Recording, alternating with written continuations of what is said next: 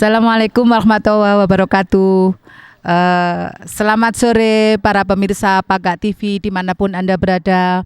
Kali ini saya lagi berada di daerah Gubuk Kelaka, tepatnya di Persinggahan Tunggul Ametung. Kali ini kami ingin berbincang-bincang dengan seorang pengusaha, seorang wanita.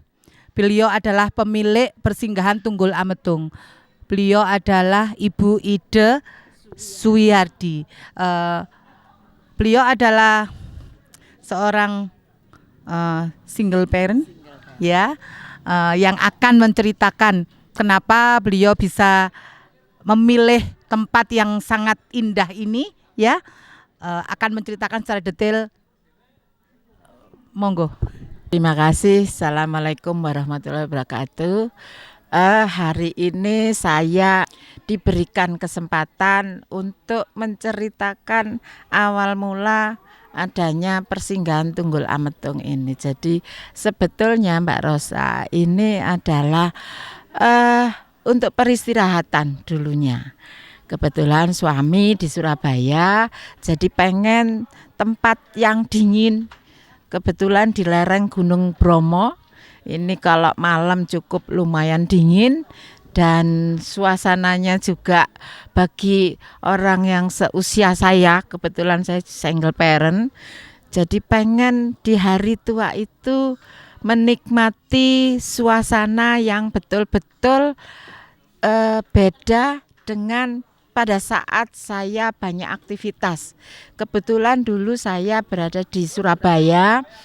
Notabene Surabaya ini cukup panas pada saat menjelang pengen istirahat, dalam arti lepas dari aktivitas kegiatan yang dulunya menyita waktu, saya dengan suami memilih tempat di desa Gubuk Kelaka ini. Kebetulan suami saya ini Bapak Unggul Roseno itu aslinya dari Tumpang. Nah, jadi dia lebih tahu situasi yang di daerah Tumpang, desa Gubuk Kelaka dan sekitarnya.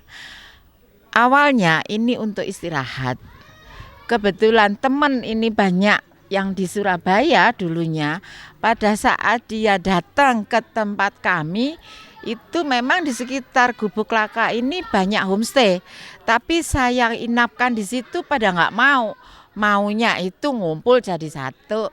Singkat cerita lama-lama akhirnya kita bikin kamar 6 pertama. Berikutnya orang turun Bromo, ini banyak sekali yang nginap di sini. Sampai bahkan Pak Lurah, Pak Camat ini sering ngadakan kegiatan di sini. Akhirnya ya sudah, lahan yang kurang lebih 1.800 ini udah kita bikin hall yang muat sekitar kurang lebih 150 orang. Akhirnya ini atas ini kita pakai untuk hall, untuk pertemuan. Yang bawah kita tambahin lagi kamar 4. Jadi seluruh kamar di sini ada 10. Iya, ada 10. Jadi satu kamar ini bisa muat maksimal 5 orang. Memang suami saya itu bikin kamar ini memang mengajak teman-teman atau siapapun yang menginap di tempat kami itu menikmati suasana pemandangan yang hijau royo-royo, apalagi kalau teman-teman yang dari Surabaya yang biasanya disibukkan dengan kegiatan dari pagi sampai malam sampai peteng lagi, mereka hampir setiap minggu selalu menyempatkan untuk menginap di tempat kami. Jadi awalnya seperti itu, lama-lama ya agak sedikit komersil, ya jadi alhamdulillah ini adalah pensiun saya di hari tua sambil ngumpulin teman-teman yang seusia saya, ternyata nikmat sekali ya, karena kita seusia saya ini sudah tidak tidak ngurusi pekerjaan lagi, sudah biarin anak-anak yang meneruskan, saya tinggal menikmati persinggahan ini. Makanya ini kenapa semuanya dibuat dari bambu. Ya kebetulan suami saya dulunya adalah arsitek. Jadi rumah bambu ini diarsiteki sendiri. Kamar ini juga imajinasinya dia sendiri. Jadi mungkin ini sekilas tentang persinggahan Tunggul Ametung. Saya kira itu. Terima kasih Bu Haja Romlah. Ini Bun, saya mau tanya. Setelah Bu Ida ini terbiasa dengan situasi yang hiruk pikuk di daerah Surabaya, karena beliau dulu juga sebelum sebagai pengusaha, beliau juga sebagai salah satu distributor produk bangunan juga ya, multi level.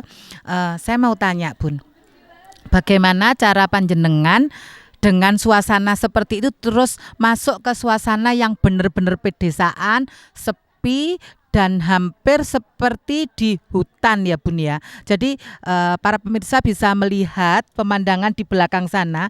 Di bawah sana itu ada kebun apel. Terus yang di pojok sana itu ada jeruk ya. Jadi kebun jeruk. Di balik sana itu Gunung Bromo ya Bun ya. Jadi bagaimana Bun untuk kok langsung bisa kerasan itu seperti apa? Jadi untuk mengembalikannya lagi ke sana itu bagaimana Bun perasaan panjenengan? Ya, terima kasih. Jadi saya di sini cukup menikmati karena memang sudah punya angan-angan. Saya kalau sudah tidak mempunyai aktivitas, saya ingin hidup di desa.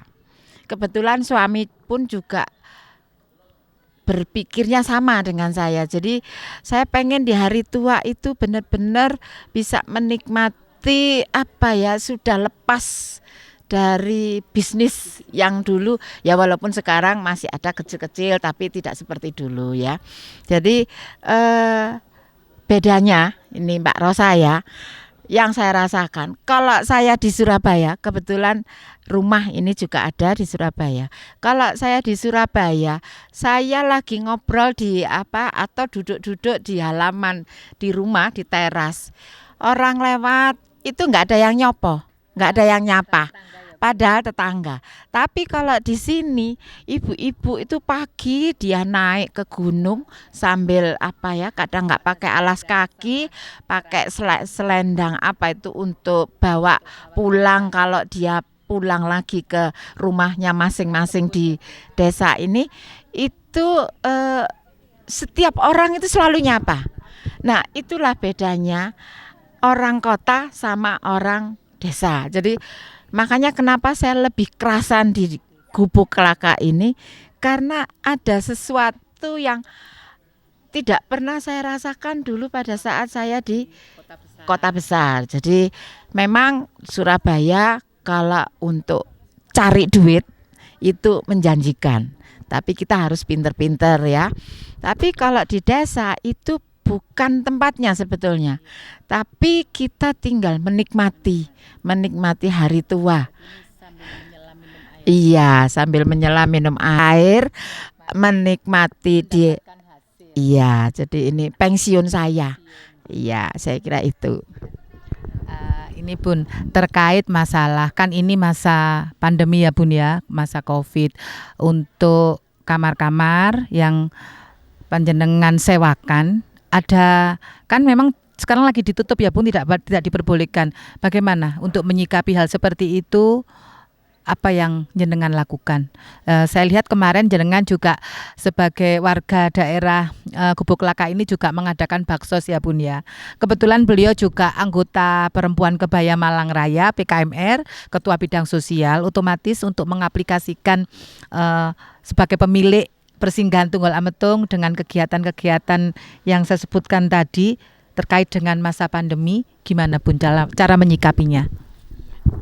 Oke, terima kasih. Jadi modal saya walaupun ada pandemi itu memang jauh beda. Pada saat sebelum pandemi, kamar-kamar sampai dengan hall, kebetulan ada warungnya, itu terutama Jumat, Sabtu, Minggu itu nggak pernah sepi. Bahkan kalau long weekend Sabtu Minggu sering saya menolak tamu. Tetapi pada saat pandemi, begitu pemerintah mengumumkan untuk sementara ini ditutup dulu, itu memang tidak seperti dulu. Apalagi pada saat benar-benar ditutup, saya ngikutin program pemerintah. Jadi begitu dibuka, saya sudah berharap, tapi nggak bisa langsung seperti yang kita harapkan dulu. Jadi ya alhamdulillah kalau ada yang nginap 1-2, alhamdulillah. Rezeki nggak kemana kan gitu ya. Kata orang Jawa, rezeki sudah ada yang noto dan nggak mungkin ketuker. Itu yang kadang-kadang membuat saya ini tidak patah semangat. Dan kebetulan sekali teman saya ini banyak ternyata sekarang. Ada hikmahnya begitu saya buat persinggahan Tunggul Ametung ini, semakin banyak teman, semakin banyak saudara, dan sampai hari ini kebanyakan selama pandemi begitu pemerintah mulai dibuka walaupun tidak seperti dulu, itu yang menginap itu adalah teman dari teman ke teman. Jadi hanya sebatas itu. Mungkin orang luar dalam arti tamu murni yang bukan dari teman itu belum ada. Nah, inilah ada. Jadi ya di IG ada. Iya, kalau itu saya ini orang tua tapi rodok gaptek. Jadi yang masukkan IG terus Facebook segala macam itu anak-anak. Iya, jadi membantu mamanya. Jadi itu jadi kalau sekarang ini sama pemerintah sekarang ini masih ditutup Mbak Rosa. Mulai tanggal 7 sampai tanggal 17 itu Bromo ditutup sampai dengan tanggal 23. Jadi saya memang ada kegiatan tapi tidak seperti dulu. Jadi memang saya batasi kalau hall itu enggak boleh lebih dari orang 20. Walaupun kapasitasnya lebih dari 150 bisa. 30% ya Bun ya. Iya, bahkan saya sementara ini tidak mengajak teman untuk mengadakan kegiatan di sini. Jadi hanya sebatas ya anak-anak, teman dekat itu aja. Iya, itu.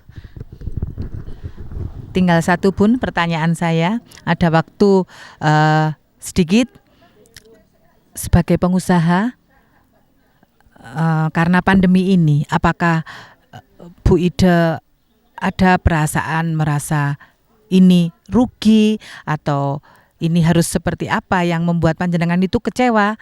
Kalau menurut saya kan ini karena pandemi ini kan sudah global ya Bun ya, sudah mendunia. Jadi ini memang betul-betul harus kita sendiri dari diri kita sendiri untuk supaya tidak ada pembengkakan, artinya menambah varian-varian baru. Apa pesan dan kesan panjenengan terhadap keadaan seperti ini? Monggo. Ya, terima kasih. Jadi selama pandemi dalam istilah tanda kutip memang tidak ada pemasukan, apalagi begitu pemerintah tidak memperbolehkan orang menginap. Itu sama sekali memang saya lakukan karena mau tidak mau, karena ini kan penghidupan saya untuk ke depan. Alhamdulillah pada saat rame dulu tabungannya cukup lumayan. Jadi saya menikmati dari hasil tabungan yang dulu-dulu. Kebetulan anak-anak ini sekarang sudah, saya ini anak 3 Mbak Rosa, yang 2 ini sudah punya penghasilan, yang kecil ini juga sudah mulai punya penghasilan walaupun tidak besar seperti kakaknya. Dan saya sendiri ini menikmati hasil yang kemarin itu yang saya tabung. Alhamdulillah masih bisa mengeluarkan sedikit dana untuk sosial. Jadi itu apa yang saya rasakan sekarang. Ini semua memang ada hikmahnya supaya ruangan ini mungkin harus steril dulu. Iya, saya kira itu. Para pemirsa Pagak TV dimanapun Anda berada, beliau ini salah satu contoh pengusaha yang merasakan bagaimana ketika punya usaha karena dampak COVID, dan beliau karena sudah banyak orang yang selalu bersyukur tidak merasakan dampak itu, meskipun sebenarnya dampak itu kelihatan ya Bun ya, tapi disikapi dengan bijak. Memang seperti ini keadaannya. Mudah-mudahan suatu saat nanti suasana yang seperti dulu akan kembali lagi, dan persinggahan Gubuk Klaka ini, Tunggul Ametung ini rame lagi seperti dahulu ya Bun ya. Demikianlah para pemirsa Pagak TV dimanapun Anda berada, selesailah sudah acara bincang-bincang khusus pada bulan Lebaran ini ya Bun ya, dengan seorang pengusaha, tokoh wanita. Beliau juga Ketua Bidang Sosial dari Perempuan Kebaya Malang Raya. Semoga apa yang sudah kami bincangkan tadi menambah pengetahuan dan wawasan para pemirsa, bisa hadir ke sini mungkin untuk berkunjung ya Bun ya, atau menginap. Monggo silakan nggih. Untuk kontak personnya Bun, monggo dijelaskan. Terima kasih. Bagi para pemirsa yang pengen menikmati hawa Gunung Bromo di lereng Gunung Bromo, bisa kontak person ke saya langsung di nomor 0821 4088 4341 dengan Ibu Ide Roseno, tapi nama saya sendiri Ibu Ide Suwiharti. Kontak person nomor 0821 4088 4341 dengan Ibu Ide Suwiharti atau Ibu Ide Roseno. Wassalamualaikum warahmatullahi wabarakatuh.